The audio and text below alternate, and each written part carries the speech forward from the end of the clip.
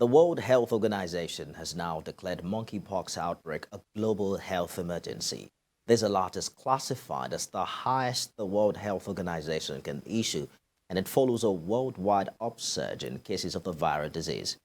Director General of WHO, Tedros Ghebreyesus, says the declaration would help speed up the development of vaccines and the implementation of measures to limit the spread of the virus. He explains that more than 16,000 cases have now been reported from 75 countries, with 5 deaths so far recorded.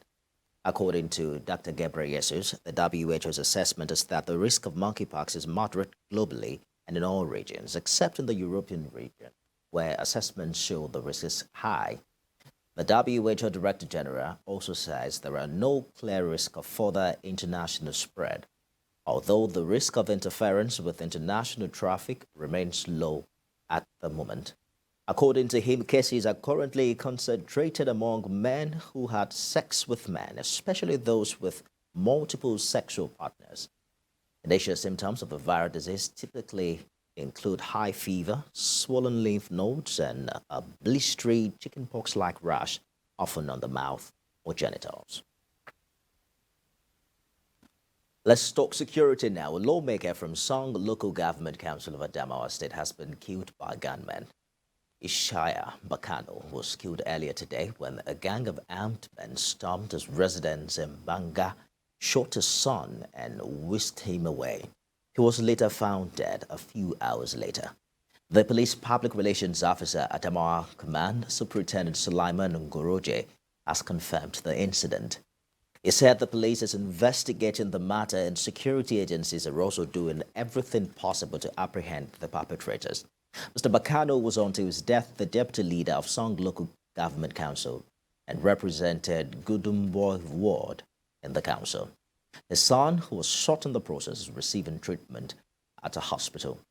The killing of Mr. Bakano occurs few weeks after a lecturer with the Adamawa State Polytechnic was killed by gunmen in his residence in Gere local government area. In other news, the National Union of Benue State Students has issued a 2-week ultimatum to the federal government to meet the demands of the Academic Staff Union of Universities. The body says the move became necessary following the prolonged industrial action by ASUU, which they say is affecting the mental health of students. Maiwo Kwanto has more. With the crippling inflation and the economy not looking good, students and parents are faced with dilemma over rent renewal as the industrial action embarked upon by the Academic Staff Union of Universities ASUU its 158 days. It's no longer news that the Academic Staff Union of Universities went on strike since February 14 this year to make federal government accede to its demand. Frustrated by the strike, students of Benue State University and Joseph Suswan Taka University lament on how they are deeply affected. I'm supposed to graduate since last year, but I'm at home now, just at home, doing nothing. So it has affected me. It has actually affected me. I would have been in service now. I started school in 2017, which actually I'm supposed to finish by 2019 or 20, but I'm still in school till now. So we have actually experienced so many strikes. There is a saying that an idle man is the devil's workshop.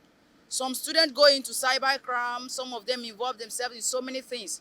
Some of them, this ASUU strike even caused them depression. Recently, I even buried a student.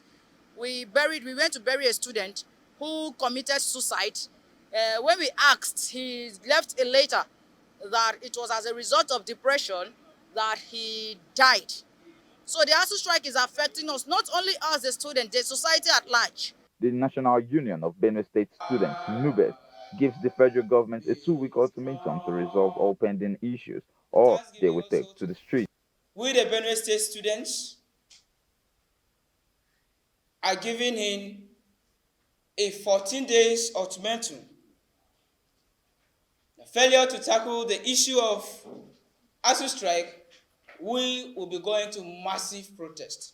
Chief among the issues which caused the face-off with the federal government is the refusal of the President Muhammadu Buhari-led administration to deploy the University Transparent and Accountability Solution, a payment system presented by the union as a replacement for the government's controversial integrated payroll and personal information system, among others.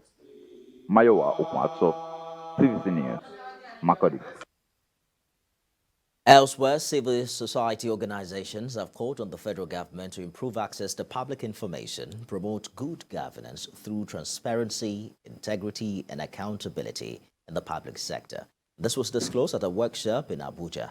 Maria Mohammed reports. Nigeria has consistently ranked low in the World Governance Index in areas like government effectiveness, political stability, presence of violence, terrorism, rule of law, and control of corruption. It scored 25 out of 100 points in ranking published by Transparency International. The corruption ranking increased from 154 out of 180 countries in 2021 by Corruption Perception Index. This makes Nigeria the second most corrupt country in West Africa after Guinea. The federal government has consistently assured Nigerians it has made tremendous effort to curb corruption. Despite the assurances, the ranking may be an indicator that corruption is getting worse. At this workshop, leaders of civil society organizations engaged with journalists on ways to strengthen integrity mechanisms and stimulate good governance in Nigeria. They also urged journalists to leverage on the Freedom of Information Act and other acts to seek information and hold government accountable for good governance. This is for the benefit of the citizens, because if you don't know what is happening in the country, if you don't know what your government is doing, how do you participate? This is why ignorance has taken over everywhere. Easily people are bought, their votes are bought, because they don't know anything. Preventive measure against corruption. It's totally preventive. If these things are happening, all this information is on the website of all MDs. I can assure you 80% of public sector corruption will go away. The group hopes to ensure that corruption is reduced to the barest minimum in the public sector. Maria Mohammed, TVC News, Abuja.